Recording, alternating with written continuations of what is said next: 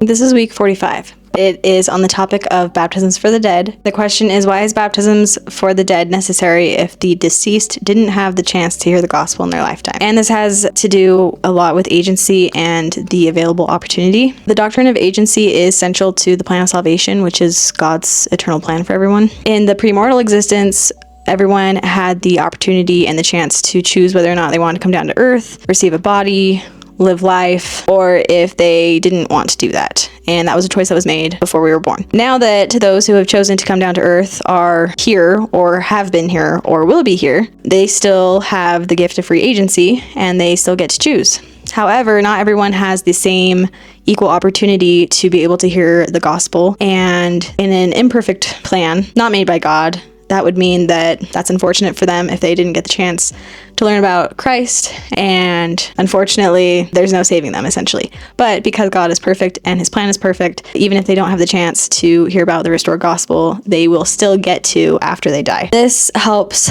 for God's justice and mercy to work in harmony and in balance with each other. So with this, the Lord is not violating anyone's agency. He is allowing us to continue to have the opportunity to choose salvation even after death, and to accept the gospel if they desire to. As stated in Doctrine and Covenants 137, verse 7, it talks about how those who would have received the gospel if they had been alive will have the opportunity to do so, and baptism for the dead is one of the ways that happens. This reinforces that God's justice and mercy are perfectly balanced, as I said earlier. This will allow them to exercise their agency and be judged fairly based off of their decisions and their actions. Critics may argue that baptisms for the dead is an odd concept, but in 1 Corinthians 15:29, it provides evidence that the Christians believed in this concept. Paul mentions that, else what shall they do which are baptized for the dead if the dead rise not at all? Paul does not explain the practice in detail, but he does acknowledge that it existed. And it is unlikely that he is referencing it as a practice that he disapproves of, since one, he doesn't speak negatively of it, and two, nowhere else in Paul's writing does he cite to a heretical practice in order to support his teachings, which is resurrection in the case of 1 Corinthians. So the passage in Paul's epistle is evidence that the idea is in fact a valid principle. Also in 1